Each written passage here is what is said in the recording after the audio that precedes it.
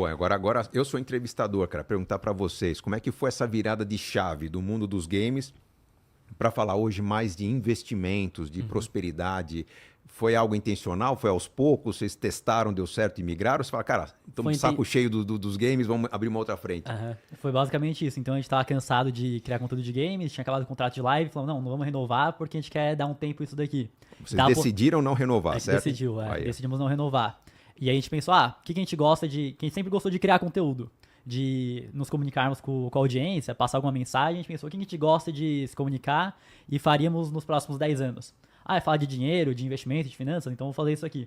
Aí nós começamos no começo, janeiro do ano passado, não foi? Janeiro do ano passado. E aí no começo não tinha resultado nenhum, porque a gente pensou o seguinte, o nosso público é mais novo e não necessariamente vai se interessar pelo conteúdo de investimento, tá acompanhando conteúdo de games. Então se nós chegássemos lá e divulgássemos no canal que já era muito grande, acompanha esse canal aqui, inicialmente vai ter inscrito que vai se interessar porque gosta da minha personalidade, da do Matheus e vai se inscrever no outro? Teria. Mas não necessariamente acompanharia o conteúdo. Então a gente já tinha em mente que tinha que ser construída uma nova audiência do zero. E pras métricas do YouTube atrapalha. Então o cara foi lá, se inscreveu, o YouTube recomendou o vídeo pra ele e não clicou. O CTR já vai lá pra baixo. O cara clicou e ficou pouco tempo. A retenção vai lá pra baixo e não vai recomendar pra audiência que possivelmente ia querer assistir por conta de se interessar mesmo. Ter chegado uma audiência que não se interessou e jogou a métrica pra baixo, o YouTube vai parar de recomendar. Então foram 4 meses postando conteúdo, tendo 10, 15 visualizações por vídeo.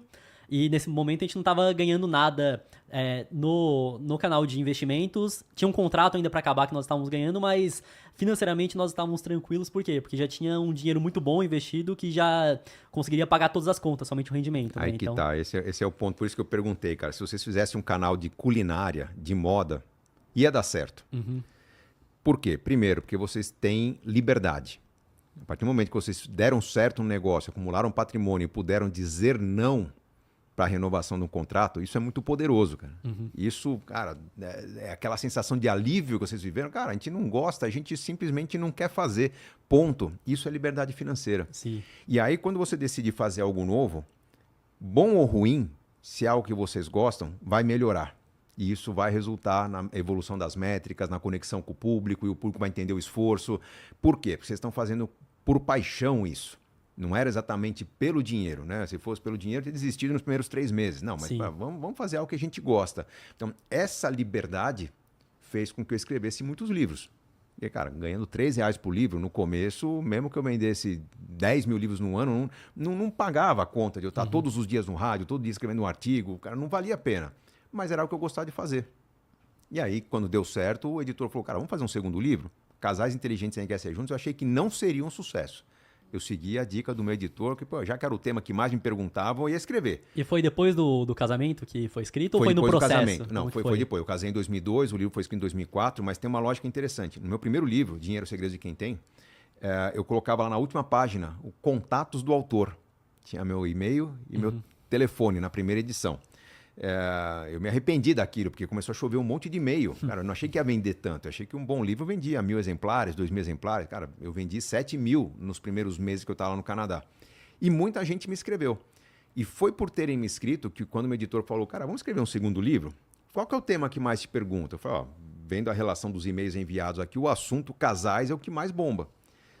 Ele falou, cara, então vamos escrever um livro sobre esse assunto. Eu falei, olha, eu vou escrever porque é fácil. Tem muita mensagem que eu mandei aqui que se eu compilar tudo isso dá um livro. Mas olha, eu não vou colocar meu e-mail e telefone no final porque eu não sou especialista nesse assunto, cara. Eu quero escrever um livro que a pessoa que queira aprender sobre o assunto, ela tenha tudo ali e não me procure. Então, Casais Inteligentes Enriquecem Juntos, ele foi uma grande entrega. Foi algo que eu falei, cara, tá aqui a lição completa, não queira a consultoria do autor depois. Sem querer, foi uma decisão importante de eu me blindar um pouquinho do excesso de exposição, o que me permitiu, com a agenda um pouco mais livre, poder falar do livro nas grandes massas e não apenas por e-mail. E a partir dali eu mantive essa técnica, né? De, puxa, toda vez que eu escrevo um artigo no jornal, né? Por exemplo, eu via que muita gente criticava aqui no Casais Inteligentes Enriquecem Juntos, o capítulo sobre filhos era muito pequeno. Porque você não tinha filhos ainda, Não tinha filhos. Bom, então vou escrever um artigo sobre filhos para o jornal. E aí vinham as críticas, os comentários. Um leitor escreveu para um Ombudsman lá, criticando sua visão aqui, você quer responder? Mas, pô, legal. Quando vem uma crítica, uma ideia minha, e eu tenho um rebate, eu já tenho uma ideia formada. Ali eu comecei a montar o meu livro seguinte, que era Filhos Inteligentes Enriquecem Sozinhos, depois ele mudou de nome, né? Pais Inteligentes Enriquecem Seus Filhos.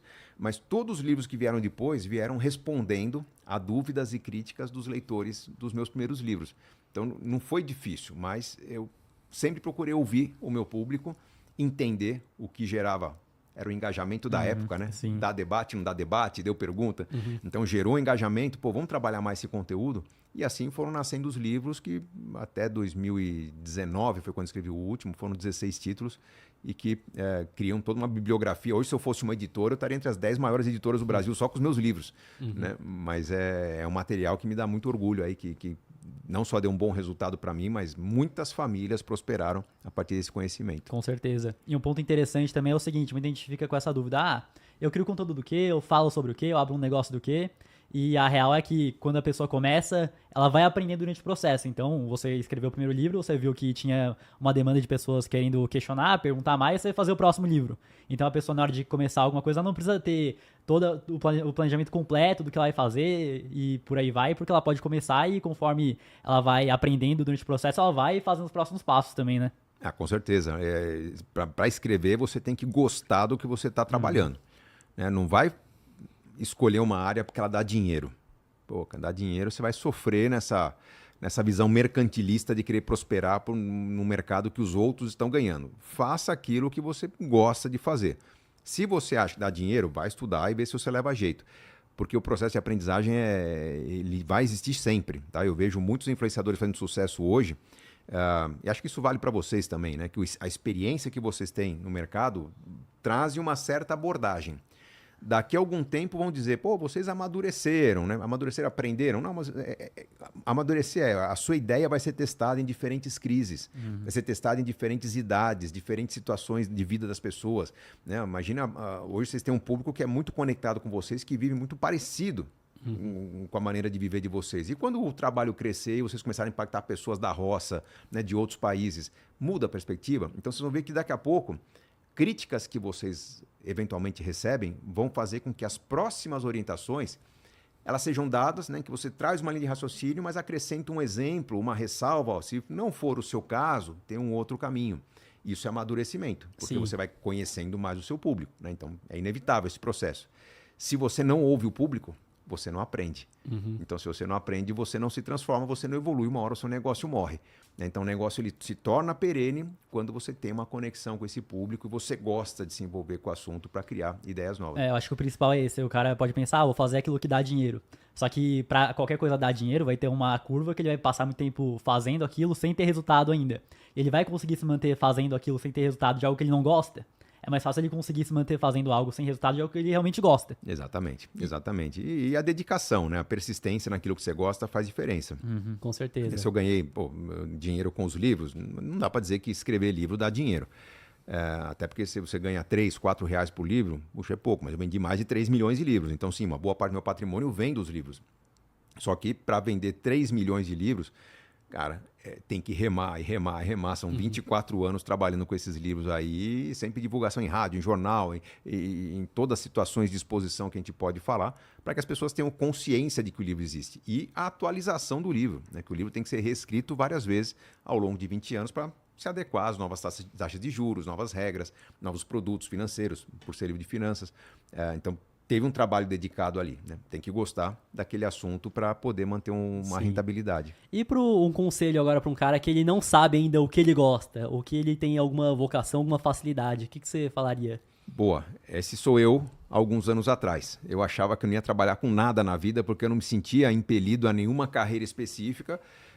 Lembro que a administração pública foi minha segunda faculdade. Enquanto eu estava na engenharia, eu falava, cara, mas engenharia mecânica, eu entrei porque eu gostava de automobilismo, mas não me vejo trabalhando em nenhuma frente, que não tinha nenhuma matéria que me encantava.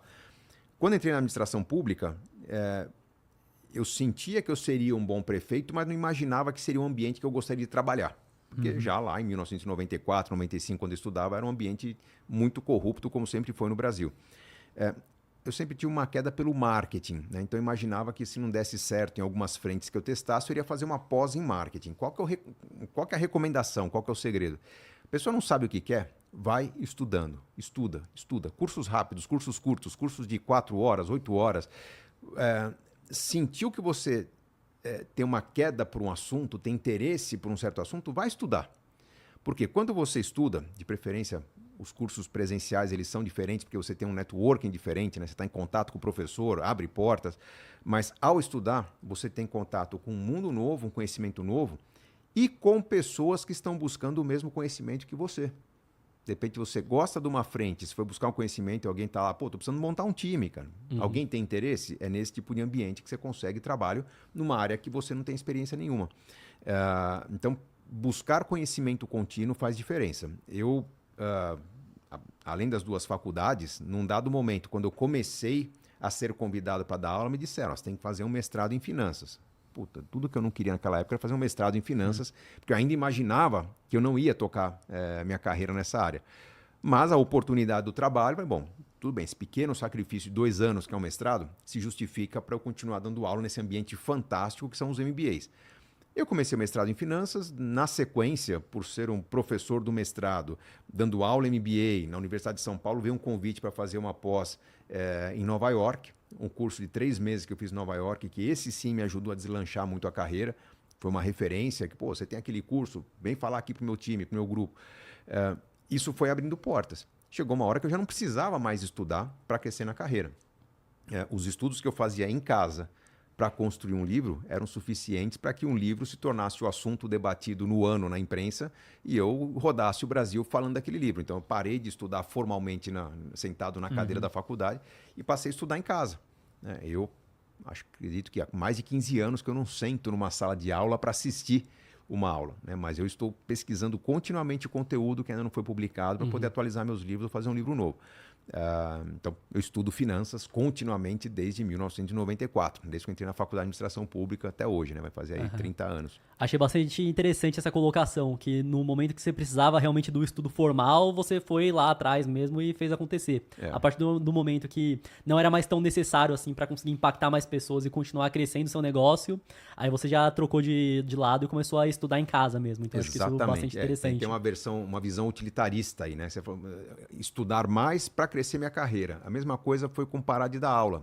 Era muito nobre dar aula para MBAs nas melhores escolas de negócio do Brasil. Pô, todo mundo queria estar no meu lugar. Só que eu via que quando eu tinha os convites para palestras, algumas não remuneradas, eu poderia abrir mão de uma noite de aula bem paga para 30 alunos para dar uma noite de aula não paga para 1.000 pessoas numa plateia. Eu falei, cara, mas 1.000 pessoas na plateia é mais transformação da sociedade do que 30 alunos. Por melhor que fosse o MBA, eu falei, cara, é melhor eu falar para um público grande, porque eu vou ganhar um pouco com os livros, mas minhas ideias vão ganhar muito com esse grande impacto social. E foi assim que eu cresci.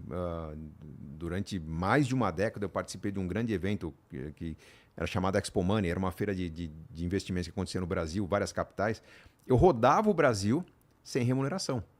E você tinha a perspectiva de que mais impacto, mesmo recebendo menos do que dando aula, te traria mais dinheiro depois ou você ainda não tinha essa visão? Eu já não estava tão preocupado com dinheiro, porque eu já estava vivendo aquela lógica de que, pô...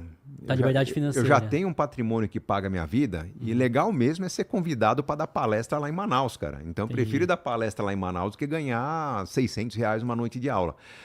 Não é subestimar o dinheiro, mas perceber que públicos novos poderiam...